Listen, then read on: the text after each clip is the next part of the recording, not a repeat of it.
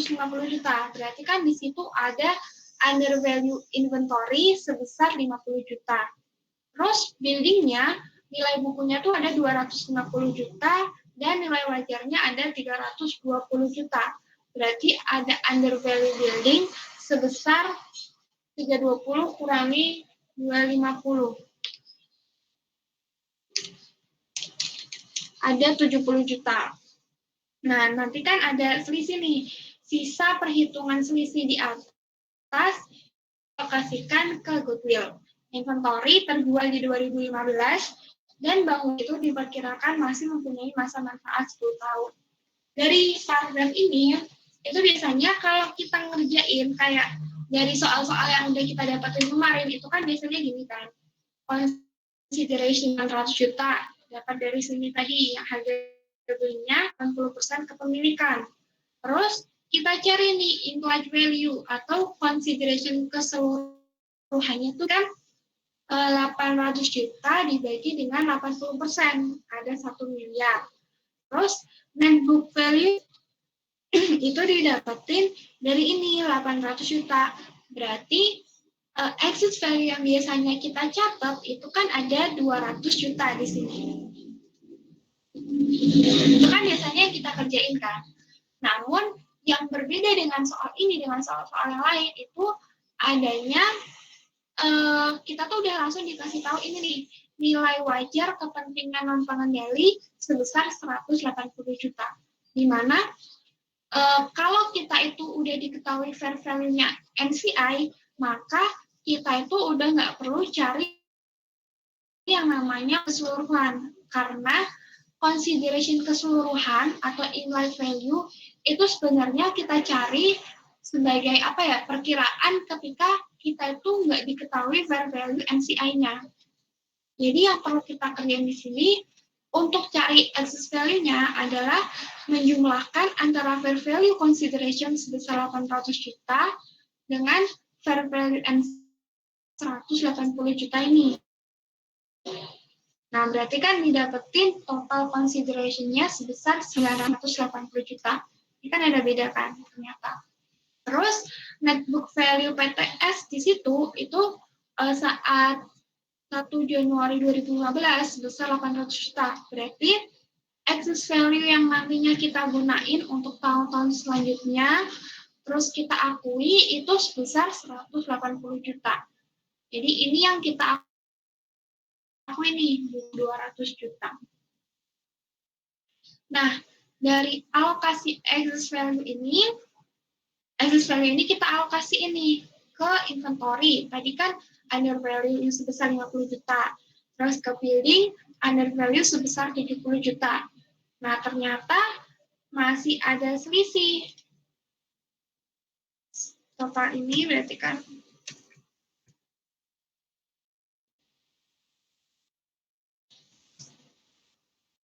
ini didapat dari total dikurangi under value inventory sama under value building. Berarti masih ada nilai goodwill sebesar 60 juta. Terus itu kan yang kita akui di tanggal 1 Januari 2015. Nah, di tahun 2015 ini nanti kan kita amortisasiin. Yang untuk inventory kita amortisasi semua. Terus buildingnya kita amortisasi tadi di sini ada masa manfaat 10 tahun. Berarti amortisasi di tahun 2015 yaitu 70 juta dibagi 10, berarti ada 7 juta. Terus goodwill-nya tuh nggak perlu kita amortisasi selama ini ya, karena dia itu nggak ada masa manfaatnya. Terus untuk 2016 berarti ini tuh unamortized 2016.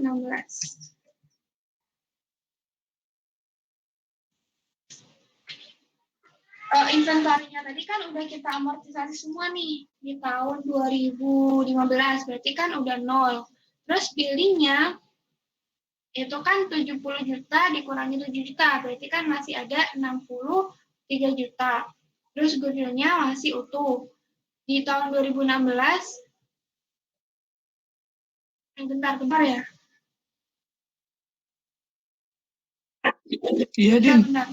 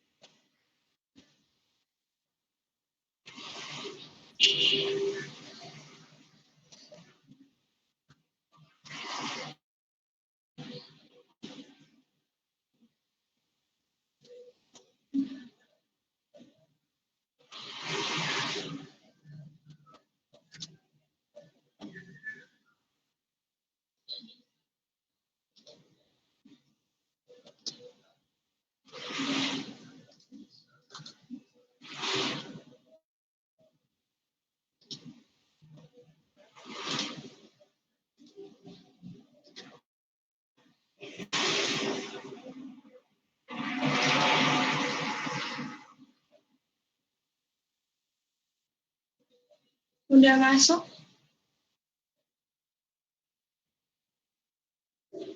Udah, Din. Udah. Tadi kan nyampe unamortized 2016. Berarti di 2016 itu sama kayak 2017 yang perlu kita amortisasi itu cuma di bagian under value building-nya ini. Terus buat informasi tambahannya di sini itu terkait dengan yang plan asetnya itu tuh PT Surawa beli land dari PT ini downstream ya dengan harga 250 juta pada 2017. Nah, harga pokok pembelian tanah oleh PT Pandawa adalah 195 juta. Tanah tersebut masih digunakan sampai akhir 2017. Berarti harga belinya ini kan 250. Harga jualnya 250, terus cost dari tanah itu 195. Berarti kan ada profit sebesar 55 juta di tanggal 6 Juni 2017. Terus buat informasi kedua, PT Pandawa beli peralatan dari PT Surawa, berarti dia upstream karena Surawa jual ke PT Pandawa dengan harga 145 juta pada tanggal 1 April 2016. Nilai buku peralatan tersebut adalah 100 juta dan masih mempunyai masa manfaat 3 tahun. Berarti harga jualnya 145, harga bukunya itu juta, berarti kan ada profit sebesar 45 juta. Nah, 45 juta ini nantinya akan lama 3 tahun ini dari tanggal 1 April 2016. Ya, jadi 45 jutanya masih ada useful life-nya sebesar 3 tahun. Terus untuk unitnya yaitu bonds, nanti langsung aku bahas di saat kita bikin jurnalnya. Jadi PT Pandawa itu beli 25% outstanding bond PT Surawa di Bursa Efek Indonesia pada 2 Juli 2016 dengan harga 91.773.000. Yield-nya ada 13%. Nah, bonds payable itu saat dibeli itu nilai ada sebesar 356.885.000. Yield-nya ada 14%. 3%. Kalau 91 itu udah nilai 25%. Terus bonds tersebut itu tuh jatuh tempo 3,5 tahun lagi dan kupon rate-nya itu sebesar 10% dibayar setiap 1 Januari dan 1 Juli. Berarti dia itu semi-annual. Nah, kita diminta buat yang pertama, itu bikin jurnal eliminasi dengan menggunakan metode biaya. Yang kedua, membuat kertas kerja konsolidasi. Nah, jurnal yang eliminasi 2017 yang kita buat,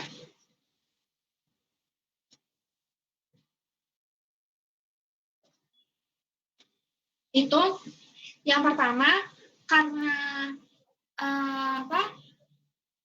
dia itu kan metode biaya, berarti kita harus ngelakuin catch up adjustment kan atas nilai investasinya. Nah, catch up adjustment yang kita buat ini itu didapat dari ini. Jadi RE 2015 kita ketahui itu kan ada 300 juta. Terus kita kan buat RE buat untuk kertas kerja konsolidasi 2017 kan.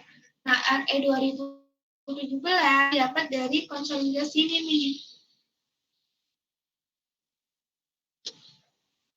Ini RE-nya ada 450 juta. Berarti kan ada selisih kenaikan sebesar 150 juta, di mana kenaikan ini itu tuh udah selisih dari net income dikurangi dengan dividennya PTS ini. Terus ini kan selama 2 tahun ya, jadi 2015 sama 2016. Itu tuh tadi kan ada amortisasi inventory kan. Yang ini sebesar 50 juta. Terus untuk building, ini kan berarti untuk 2015 7 juta sama 2016 7 juta. Berarti kan ada 14 juta. Berarti di total itu tuh ada nilainya sebesar 86 juta. Yang ini tuh keseluruhan. Tapi kan ketika kita ngelakuin catch up adjustment, itu kan kita hanya mengakui sebesar kepemilikan yang kita punya. Kepemilikannya di sini itu ada 80%. Berarti 86 juta dikali 80% itu sebesar 68.800. Nilai yang kita akui untuk update investment in S. Jurnalnya investment in S pada RE.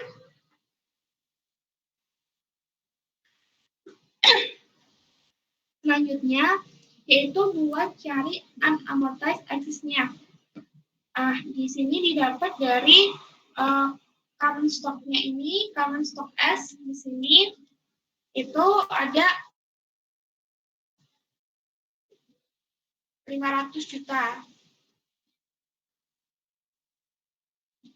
Terus RE-nya tadi kan ada 450 juta. Terus unamortized-nya di sini didapat dari nilai ini nih. Ini kan 2017. Jadi inventory. Terus building-nya nilainya tuh masih 56 juta. Tadi kan udah kita kurangin. Terus goodwill-nya masih utuh. Total ada 116 juta. Buat cari ini, kedua ini, itu kan kalau biasanya kita pakai implied value, itu kan berarti untuk cari investment in S ini kan total ini dikalikan 80% gitu kan. Itu ketika kita tuh dari awal pakainya implied value. Tapi di awal tadi kita kan pakai penjumlahan dari fair value consideration dengan fair value NCI-nya. Maka nilai investment in S ini dengan menjumlahkan ini fair value consideration tadi 800 juta kita nilai investment in S ini yang harus kita jumlahin. Nilainya ada 868.800. Jumlahnya itu bakal beda kalau kita tuh pakai cara yang biasanya kita buat ini. Kita jumlah, terus dikalikan 80%. Nah, nilainya beda kan? Karena kita nggak pakai implied value dari awal. Terus, NCI-nya ini berarti tadi. Atau nilainya tuh kayak gini berarti. Dari fair value ini ditambah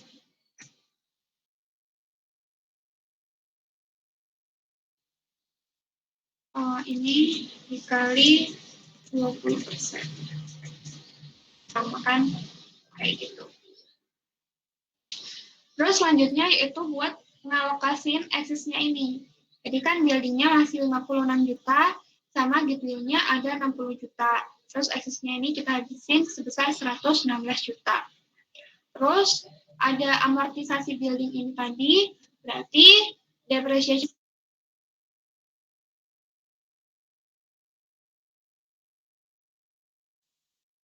tanggal berapa tadi? 6 Juni 2017 kan. Terus dia itu ada gain nih, gain on sale. Nah, gain itu awalnya kan menambah profit kan, padahal ini tuh intercompany, di mana kita nggak boleh ngakuin gain ini. Makanya kita, maaf ya kalau ada suara adikku lagi nangis. Nah, jadi di sini itu ada kita harus eliminasiin ini 55 juta. Benar-benar.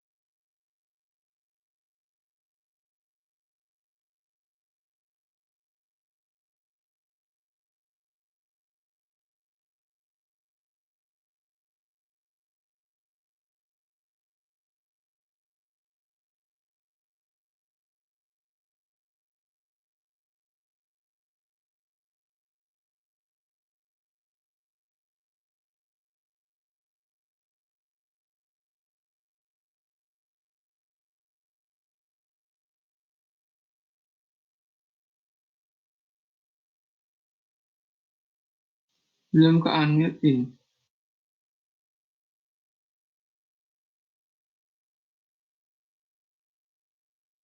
Ya maaf. Udah masuk kan? Nah, tadi kan ada profit line ya sebesar 55 juta. Karena ini tuh downstream, berarti semuanya tuh kita eliminasi ini. Gain on sale pada line sebesar 55 juta. Selanjutnya yaitu terkait dengan yang equipment. Buat ngelakuin unrealized profit equipment. Jadi kan dia tuh udah terjualnya kan di 1 April 2016. Nah, dulu di 2016 itu kan jurnal ini nih, gain on sale pada equipment sebesar 45 juta. Terus realized profit-nya itu kan berarti akumulasi depresiasi pada depreciation expense sebesar 11.250. Ini didapat dari 45 dibagi 3 karena tadi kan useful life-nya tuh ada 3 tahun dikali 9/12 karena dihitung dari 1 April 2016. Berarti nilainya kan ada 11.250. Ini tuh jurnal eliminasi di tahun 2011. Nah, jurnal eliminasi yang kita buat di tahun 2017 itu berarti equipment-nya masih sama, ini berarti kan sebesar 45 juta. Terus accumulated depreciation itu kan berarti dari yang 2016 ini 11 juta 210. Berarti karena dia itu upstream, kita harus bagi mana yang masuk ke induk perusahaan, berarti kan kita bagi RE dan mana yang masuk ke NCI. Nah, buat RE-nya ini berarti dari selisih equipment dengan accumulated depreciation atau kita cari book value-nya itu berapa. Berarti kan 45 juta dikurangi 11.250 dikali 80%. Nah, untuk 20%-nya itu berarti NCI beginning yang kita akui sebesar 6.750.000. Nah, selanjutnya kita ngakuin realized profit-nya. Ini apa ya? Ini karena metode biaya, makanya kita pakainya retained earning. Misal kita pakainya itu metode equity, itu kan berarti kita pakainya investment kan, kayak gitu.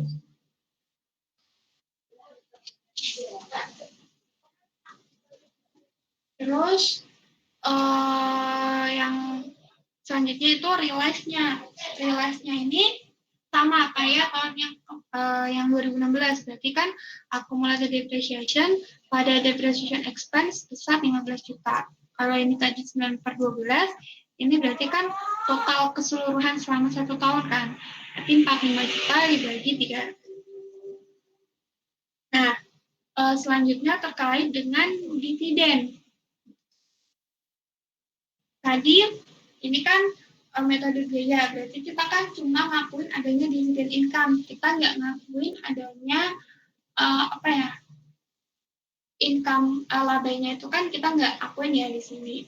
Jadi dividen income ini didapat dari dividennya S di sini kan sebesar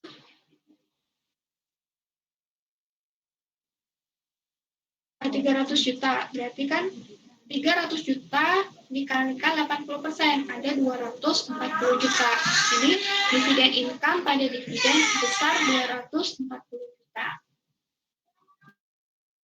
Nah, dari bonus tadi nih, bonus ini tadi kan tertanggal 2 Juli 2016, berarti kan udah dari tahun lalu kan.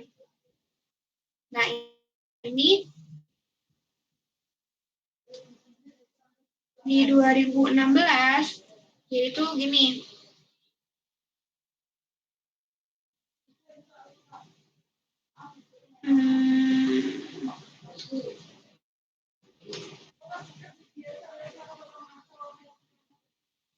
Ini kan di 2 Juli 2016, S ini nyatet nilai carrying value-nya itu sebesar 885.000 kan tadi, sesuai dengan informasi yang ada di soal. Terus dia itu kan semi annual ya, dibayarkan di setiap 6 bulan sekali. Nah, ini dari ini nih fair value-nya.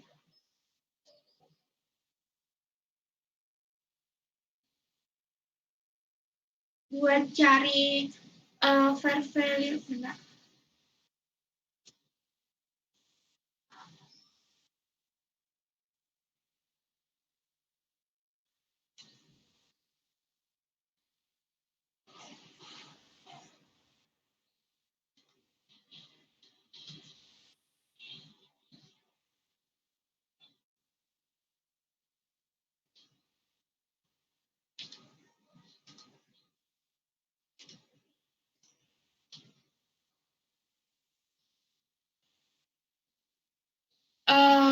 Ini 20 juta tuh di mana? Jadi ini itu didapat dari sini. Informasi yang ada di S ini. Jadi kan diketahui bahwa ada interest payable sebesar 20 juta. Nah, ini informasinya gunain, berarti kan si S ini tuh membayarkan 20 juta di tiap tanggalnya gitu kan. Karena ini kan baru 6 bulan, makanya dia baru 20 juta gitu. Nah, 20 ini buat cari fair value-nya itu tuh berarti 400 juta 20 juta dibagi 5%. Karena market rate-nya tuh coupon rate-nya tuh ada 10% kan, karena dia semi annual, berarti kan 5%. Nah, berarti didapetin fair value-nya sebesar 400 juta. Nah, 20 juta ini dibayarkan per 6 bulan sekali. Terus kita dapat nih intinya berarti dari nilai ini 356 dikali market rate-nya tadi ada berarti kan dibagi 2 ada 7% kan. Didapat nilai 24 juta 9810 sehingga amortisasinya ada 4.981.950. Nah ini kayak ya kalau kita buat gitu ya nggak beda jauh gitu. Berarti setelah kita hitung itu didapetin di tanggal 31 Desember 2007. Carrying value dari bonds payable-nya ini kan dia ngakuin berarti kan sebagai terus sebesar 372.901.471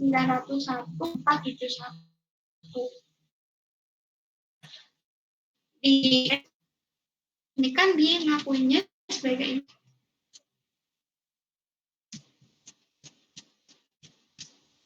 tadi kan dia upstream. Nah ini si P ini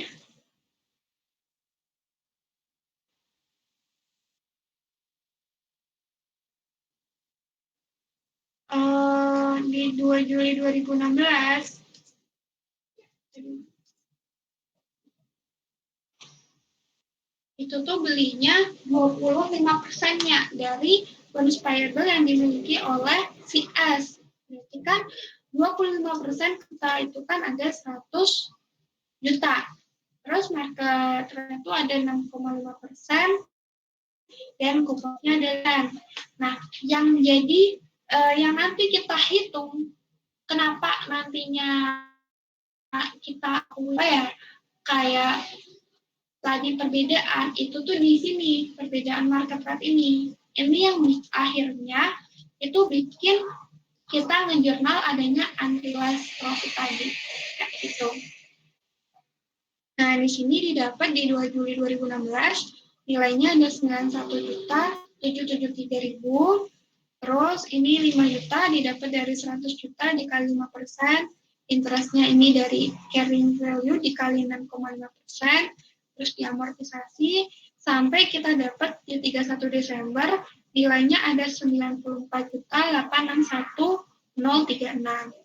Nah, dari tabel itu kita dapat nih bahwa bonds payable itu kan tadi nilainya ada 372.901.471 kan di 31 Desember.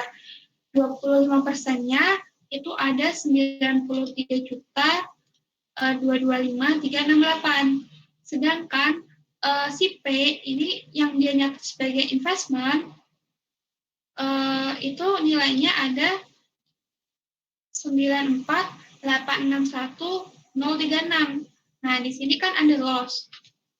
Yang perlu diingat itu kita bedain antara sisi plan aset sama sisi bonds gitu. Jadi kalau plan aset itu kan misal kita beli harganya 150 juta. Padahal nilai bukunya tuh cuma 100 juta. Berarti kan ada tadi harga jualnya 150 juta, padahal harga bukunya berarti kan ada gain di situ kan sebesar 50 juta. Nah, beda dengan si bonds ini ketika nilai investmentnya itu lebih besar dari bonds payable, maka dia itu diakui sebagai loss kayak gitu ya. Karena itu di sisi utang bukan. Nah, ini ada loss sebesar 1.035.668.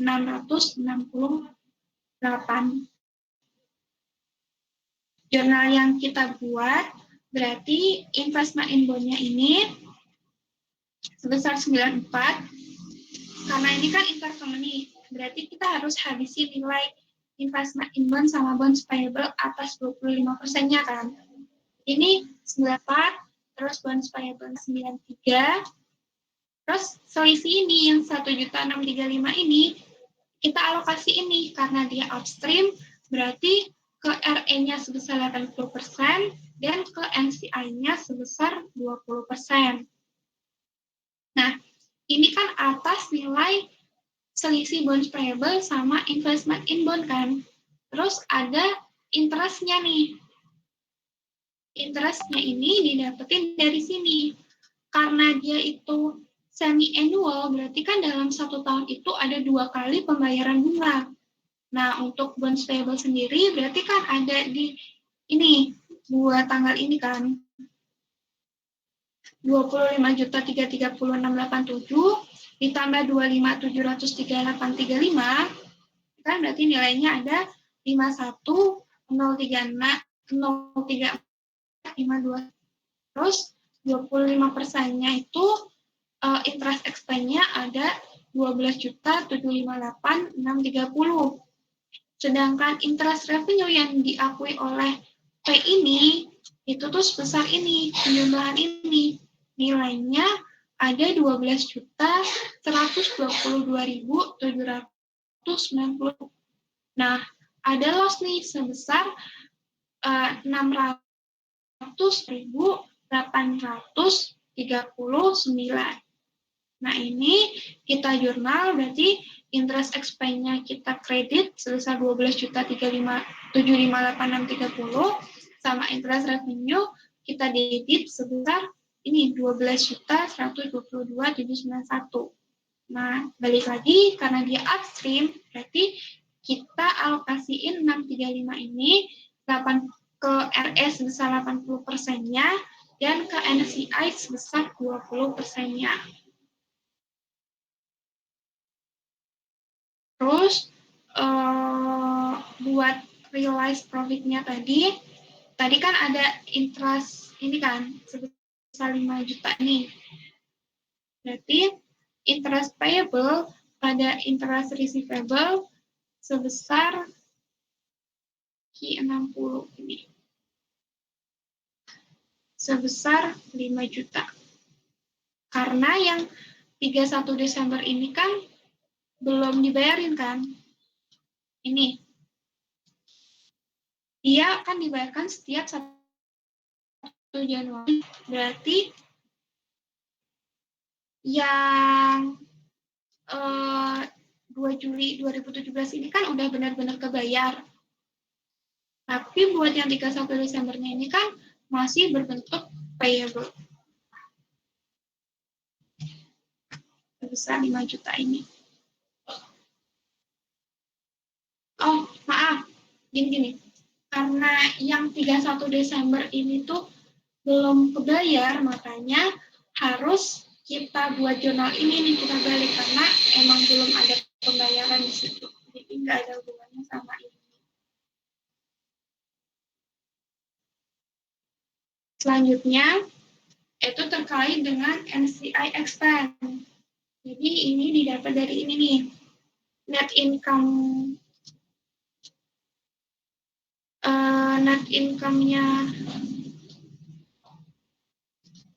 Tadi kan ini dari buku S kan didapat sales-nya tuh ada 900 juta. COGS-nya 264.431. Ini dipindah di sini aja dari gampang. Terus ini sebesar 51.034.521. Terus depreciation expense sebesar 20 juta. Ini didapat dari nilai ini langsung. Kan langsung 20 juta. Berarti dia itu ada net income sebesar 564.534.479. Terus ada amortisasi building tadi sebesar 7 juta, realized profit yang equipment 15 juta, yang dari ini akumulatif ini, terus interest revenue tadi 12.122, interest expense-nya 12.758, terus totalnya ada 573.170.318.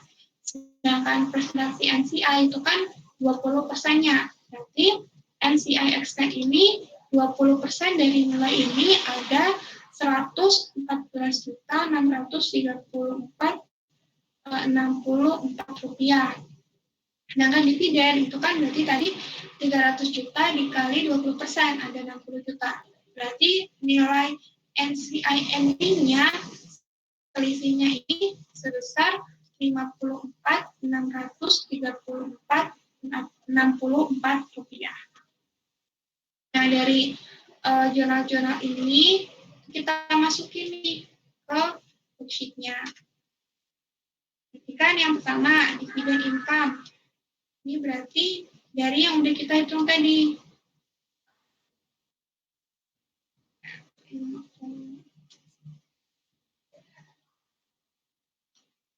Ya, ini kan dividen income. Terus yang interest expense yang hitung tadi ya, penjumlahan 2 itu. Terus net income-nya berarti kan kita langsung hitung, dijumlahin. Terus ini investment-nya karena dia metode biaya berarti kan sesuai dengan awalnya. Tadi kan consideration awalnya 100 juta. Jadi kita investment in bond-nya itu berarti kan ini di 31 Desember nilainya ada 94.61.035. Ya, dari sini. Ini kalau kita buletin, ini kalau kita kasih koma 02. Karena tadi kan desimal 2 angka di belakang koma. Terus dari jurnal-jurnal eliminasi ini kita masukin satu-satu semuanya. Terus kita jumlahin sehingga didapat nilai consolidated net income-nya ini sebesar 4,1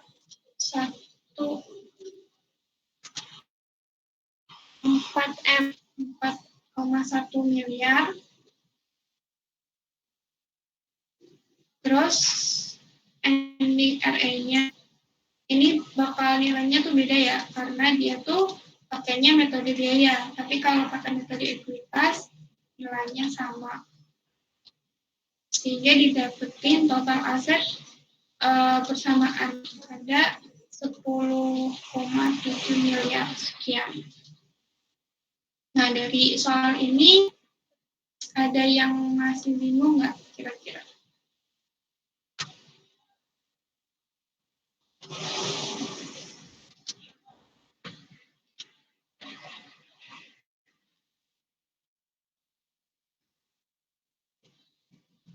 Oh, ini aku jawab ya.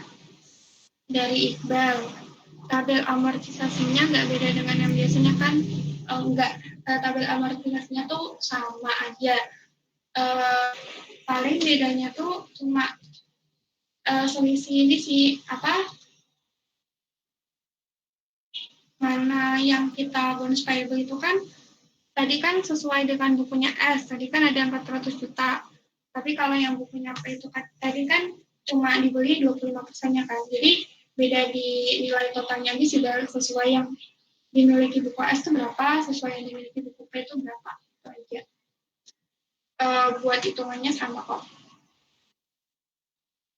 Buat Candi, interest expense-nya dapat dari mana? Interest expense yang mana ya, San?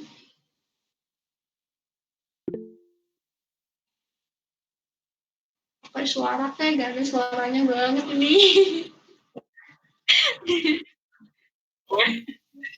Yang mana yang 50-an juta itu. Tadi kan ada 50-an juta dikali 25%-an tuh. Yang mana sih? Oh, itu dia, nomor 10. Yang jurnal nomor 10. Nah, itu kan ada 51 sekian-sekian tuh.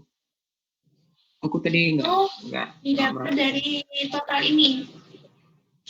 25.330.687 sama 25.703.835 karena dia kan semi annual. Jadi di satu tahun itu dia ngantras expense-nya 2 kali. Beda kalau dia annual berarti kan nanti kita ngitungnya cuma dari satu tanggal aja kan, satu tanggal aja gitu. Oke. Nah, Yang lainnya ada yang mau ditanyain lagi nggak?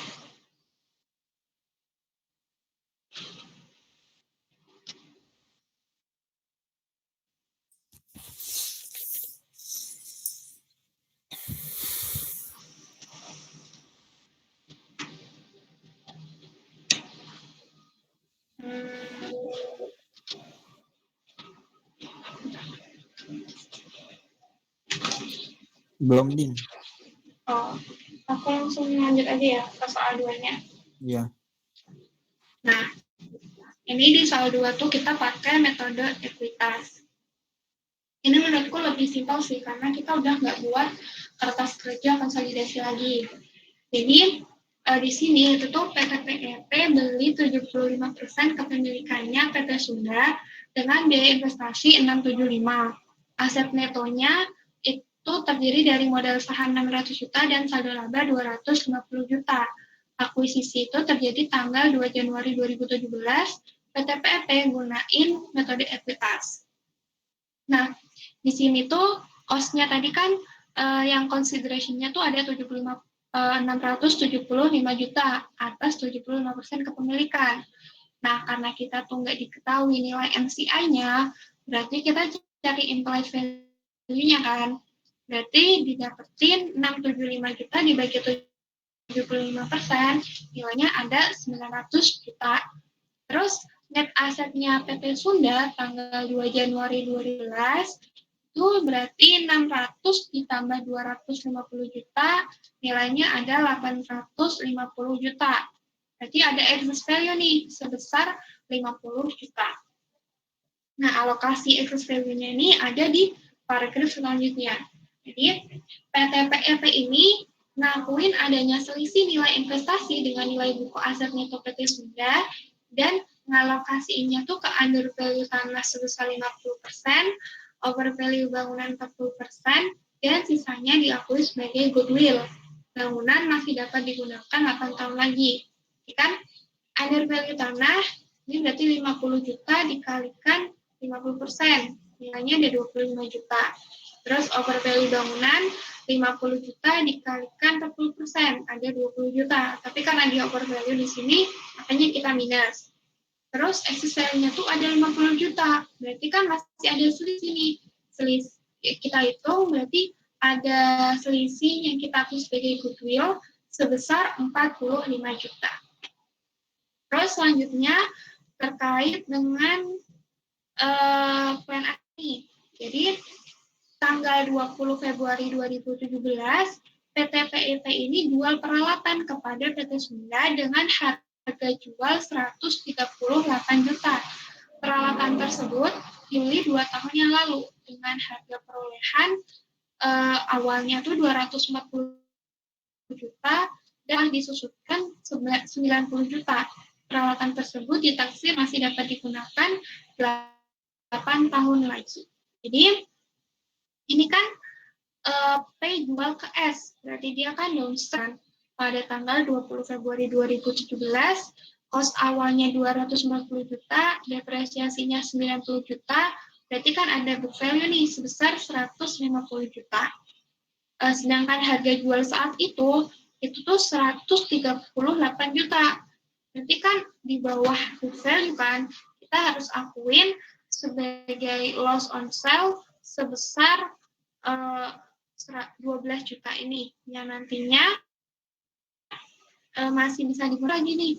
Ternyata masih ada useful life-nya sebesar 8 tahun. Selanjutnya terkait dengan obligasi. Jadi pada 2 Januari 2018 PT Sunda itu nerbitin obligasi 10% nominal 300 juta. Bunga dibayar per 1 Januari dan 1 Juli. Berarti kayak soal tadi, sama-sama semi-annual ya. Terus tingkat bunga pasar pada tanggal penerbitan itu tuh 9%. Obligasi jatuh tempo 5 tahun yang akan datang. Nah, di sini kita harus ngitung fair value dari bonds-nya itu sendiri. Kalau tadi kan kita udah langsung diketahui fair value bond-nya. Jadi kayak materi AKM kemarin lah, itu. Terus pada tanggal 2 Juli 2018, si PT PEP ini beli 40% obligasinya PT Sunda. Berarti kan dia upstream ya, karena PT Sunda itu jual ke PTT. Ketika tingkat bunga pasarnya itu tuh 11%.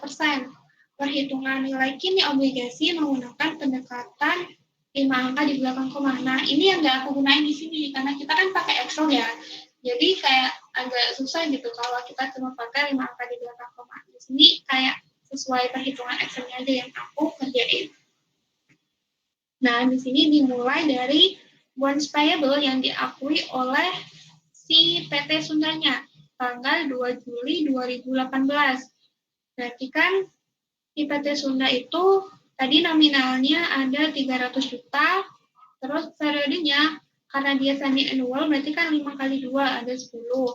Terus coupon rate-nya ada 5%, ini 10% bagi 2, dan bunga pasarnya 4,5%. Terus kita hitung nih PV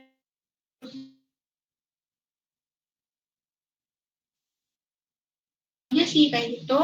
Terus didapetin fair value bond-nya sebesar 311.869.077 rupiah. Nah, ini kan di tanggal tadi 2 Januari 2018 kan penerbitan bondnya ini. Terus di 1 Julinya masih tahun yang sama. Kayaknya ada yang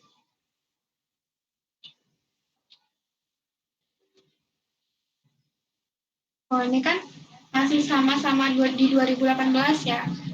Di 1 Juli 2018 si PT SIP ini beli bonds payable-nya LS dengan nominal 120 juta. Berarti kan periodenya masih ada 9 karena udah kebuang 1 kan. Udah kebuang yang di Januari ini. Terus coupon rate-nya ada 5% dan market rate-nya ada 5,5%. Kalau tadi itu kita akui sebagai premium karena coupon rate lebih besar, ternyata di investment ini kita akui sebagai diskon karena market rate-nya itu lebih besar. Nah, didapetin fair value bond pada tanggal 2 Juli 2018 itu sebesar 115.828.683. Nah, buat ngitung 1 Januari 2019 ini berarti buat bonds payable kan kita akui sebagai interest payable. Ini didapat dari 300 juta dikali 5%, interest expense-nya berarti dari carrying value dikalikan market rate, amortisasi selisihnya, sehingga didapetin carrying value-nya bonds payable di 31 Desember 2018 itu ada 309.893.829. Dan untuk yang investment in bond-nya itu sebesar 116.199.260. Nah, tujuan kita buat tabel sebenarnya kan buat ngitung. Untuk yang pertama kan kita ngitung nih berapa sih atas transaksi intercompany ini kita tuh sebenarnya loss atau gain di tanggal 2 Juli 2018. Nah, buat bonds payable ini itu kita dapat dari tabel ini. Berarti kan untuk tanggal 1 Juli 2018 kan carrying value-nya tuh ada 310.903.186. Sedangkan si P ini tuh cuma beli 40%-nya. Nah, nilainya itu ada 124.361.274. Sedangkan investment in bond fair value-nya tuh cuma 115.828.683. Berarti kan di sini ada gain kan? Karena utang yang harusnya nilainya tuh 124, kita cuma bayar kita ngakuin investment ini tuh sebesar 115, berarti kan kayak lebih kecil daripada utang yang seharusnya kita akui itu. Makanya kita akui sebagai gain on constructive retirement of bonds payable sebesar 8.532.591. Nah, terus untuk yang informasi terakhir, ini terkait dengan labanya. Jadi, laba dan dividennya PTS ini ya. Laba bersih S ini di tahun 2017 ada 200 juta dan di tahun 2018 ada 240 juta. Untuk dividennya S di tahun 2017 ada 150 juta dan di tahun 2018 ada 180 juta. Informasi ini yang bakal kita gunain buat ngerjain ini. Jadi yang pertama, kita tuh diminta buat menghitung pendapatan investasi PT PEP tahun 2017 itu berapa. Nah, tadi kan net income PTS itu kan ada 200 juta. Terus amortisasi building, berarti kan ini kan ini 20 juta dibagi 8 tahun. Karena dia overvalue berarti kan nambah pendapatan investasi sebesar 2.500.000. Kita total nilainya ada 202.500.000. Nah, sedangkan PT PEP ini cuma punya 75% atas kepemilikannya S. Berarti 75%-nya dari ini berapa? Nilainya ada 151.875.000. Nah, terus tadi kan di tahun 2017 itu tuh ada penjualan peralatan yang sales of equipment ini. Karena dia tuh downstream, berarti kan masuk ke PT PEP semua. Kalau di upstream, kita bagi proporsinya. Ada yang masuk ke PT PEP, ada yang masuk ke NCI. Nah, tadi kan ada loss besar 12 juta. Karena kita tuh asalnya udah kita akui sebagai loss, di mana loss itu kita akui di debit, berarti kan harus kita kredit nih. Karena kita kredit, makanya menambah nilai pendapatan investasi sebesar 12 juta. Terus kita akui realized profit-nya. Berarti 12 juta dibagi 8 tahun dikali 10 per 12. Karena dia tuh 20 Februari, berarti kan udah masuk akhir Februari kan. Kita pakainya berarti dari Maret sampai Desember itu kan ada 10 per 12. Berarti profit realized profit-nya itu dari sales of equipment itu sebesar 1.250.000. Ini kan kita aslisin semua kan, jadi makanya ini kita kurangi nih dari 12 juta ini, sehingga kita ngakuin income from investment di tahun 2017 untuk PT PEP sebesar 162.625.000. Selanjutnya yaitu berapa saldo investasi PT PEP di tahun 2017. Berarti kan investasi awalnya di tahun 2017 kita akuin sebesar 675 juta. Terus ada income from investment ini yang dari total ini ya. Dividen ini didapat dari sini. 150 juta dikali 75%, nilainya ada 112.500.000. Berarti investasi invest di tahun 2017 sebesar 725.125.000. Dia ternyata meningkat karena dia metode ekuitas, dan kan kita akuin sebesar nilai ini kan. Kalau misal kita buat kertas kerja konsolidasinya. Selanjutnya yaitu berapa pendapatan investasi PT PEP di tahun 2018.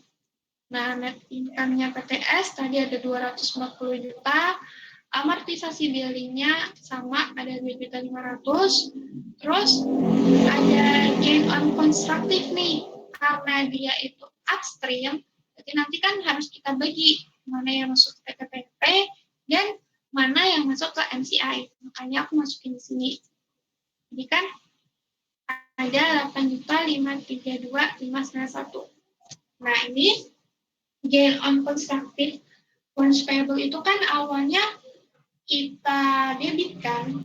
Nah, karena ini kita eliminasi, nanti kita kredit, makanya kita tambahin di sini.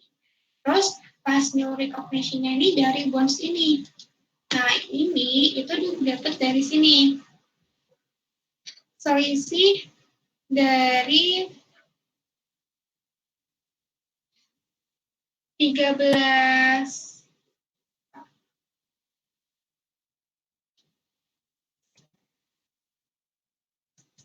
jadi gini, 13.99643 itu kan atas 100%-nya bonds payable. Sedangkan investasi inputnya tadi kan cuma 40%. Berarti nilai 40%-nya itu berapa? Dikurangi dengan 6.370.578. Jadi dapat nilainya ada 774.320. Kalau apa ya? Yang tadi kan kalau soal ini tadi kan kita hitungnya ada 2 ya.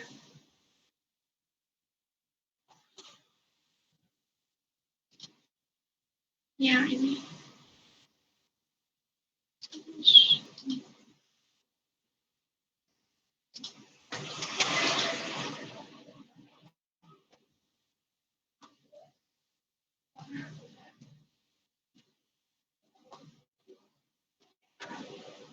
Bentar.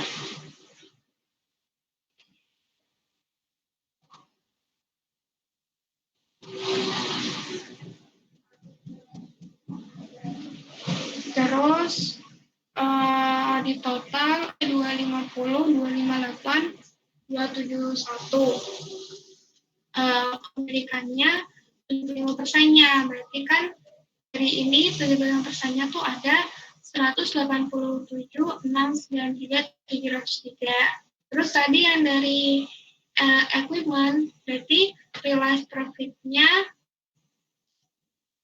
12 juta dibagi 8 tahun, ada 1.500.000. Nah, setelah kita kurangin, maka income from investment di tahun 2018 itu ada 186.193.703. Nah, saldo investasinya ini sama kayak tadi yang B, berarti investasi awal 2018 ini didapat dari investasi 2017. Terus income from investment itu didapat dari yang ini, yang C. Dividennya ini didapat dari 180 juta dikali 75%. Maka investment in S 2018 ada 776.318.703. Terus kalau kita cari NCI labanya itu 2015 itu berapa? Sebenarnya dari perhitungan ini yang udah kita buat ini kita sama-sama 2018. Jadi kalau untuk yang PTPEP 75%-nya tuh 187 sekian, berarti 25%-nya tuh berapa? Ternyata kita akui sebesar 62.564.568 rupiah.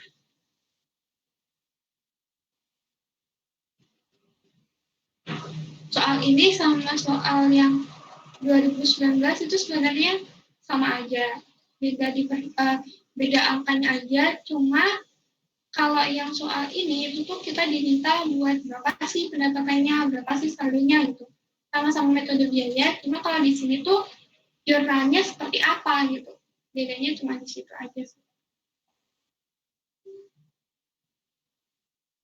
Jadi sebenarnya nggak beda jauh.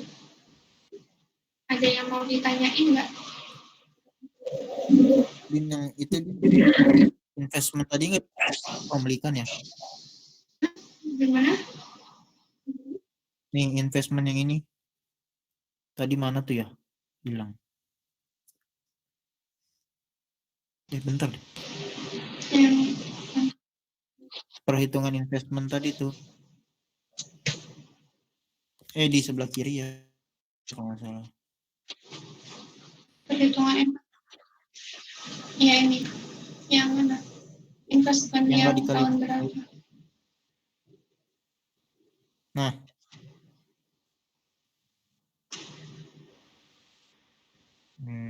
Yang mana di putus-putus ya? itu di kotak yang kanan nih, investment ini tuh tadi ada yang dihitung nggak pakai persen kepemilikan kan ya?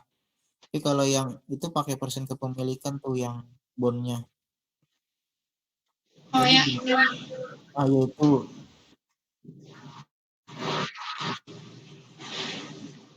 oh kalau dia itu di sini nggak ada keterangan CI-nya, makanya kita harus cari implied value-nya. Tapi kalau ada NCA-nya, makanya kita cuma jumlahin aja. Yaitu bukan yang itu, bukan yang itu. yang Mana? ini.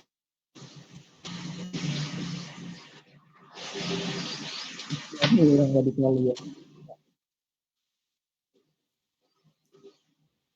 Bentar-bentar.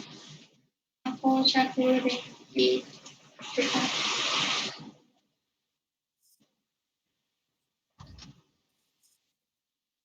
Itu tapi kalau yang ABCDE-nya itu udah template apa belum sih, Din? Oh, belum. Maksudnya template apa? Oh, nggak harus sih. Itu cuma perhitunganku aja. Hmm. Nggak kok.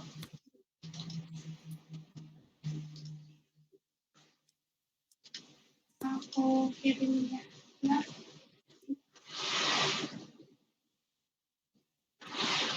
itu sebenarnya tuh yang aku buat tadi tuh yang dia downstream itu yang upstream itu kan masih ada pembagian ke NCI, makanya kayak aku bikin satu berapa yang NCI-nya biar langsung. Terus kalau ada downstream-nya aku di akhir karena kan dia nggak ada masuk ke NCI kan, yang perhitungan tadi itu kayak sebenarnya bebas aja sih kalau buat caranya gitu.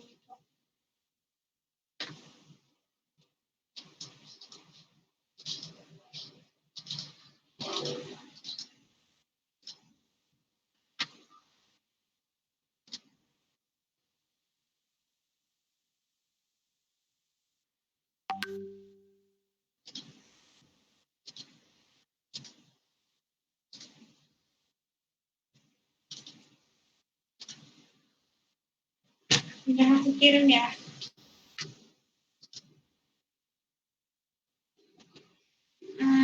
Kalau di sini kan di 1920 itu kita bikin jurnalnya. Cuma di sini aku bikin jurnalnya tuh langsung kayak totalnya gitu loh, semuanya. Ini sama aja sih, kita dipelajari aja. Karena nggak ada yang beda gitu sama yang soal 18-19 juga.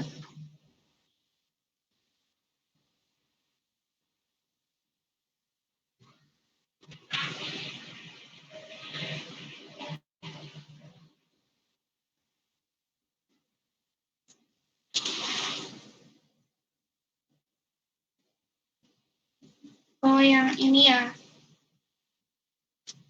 40% ini di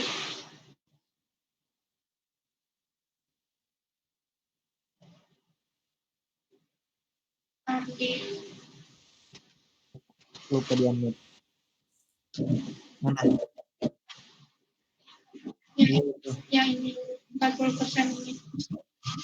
Iya. Ini tuh dari ini kan interest biar gampang.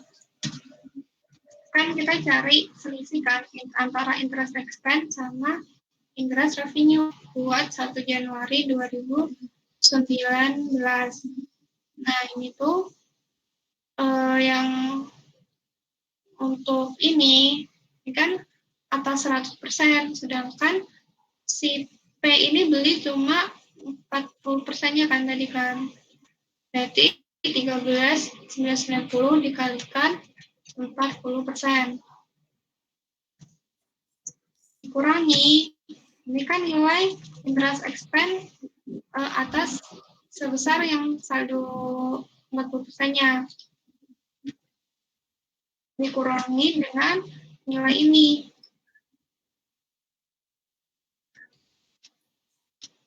Berarti nilainya 774.320.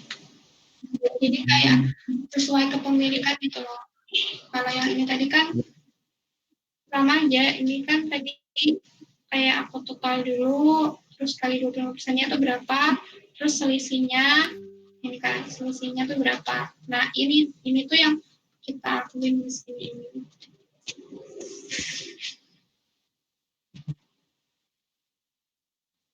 Oke, terima kasih. Ya, ada yang mau ditanyain lagi nggak?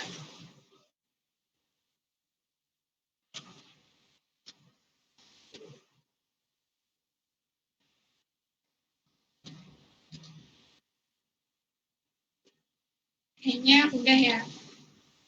Kalau downstream itu nggak perlu dikaliin sekali lagi ya, nggak perlu Kalau dikaliin.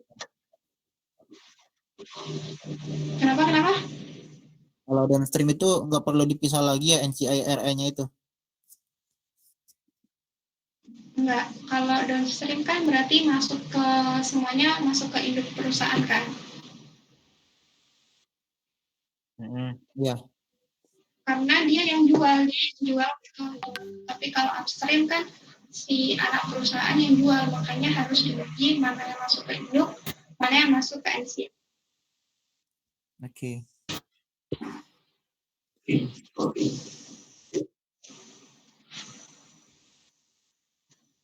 Ini udah cukup ya, udah banyak juga. Udah capek juga kan, udah 2 jam tadi. Aku tutup aja ya. Ntar kalau ada yang mau ditanyain, bisa update ke aku. Sebelum menyelesaikan latihan pada pagi ini, marilah kita tutup dengan berdoa masing-masing, berdoa di bawah.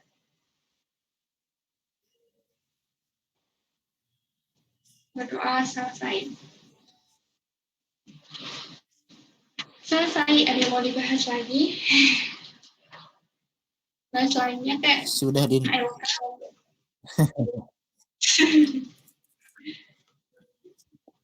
Ini tuh gabungan ya ternyata tuh. Maksudnya? Ya, kalau di buku kan bahasnya per bab aset, terus habis itu obligasi, habis itu apa gitu. Jadi gabung ya jadi satu soal. Putus-putus. Atasnya aku ya? Ya udah, nggak jadi. Ntar aja. Oke.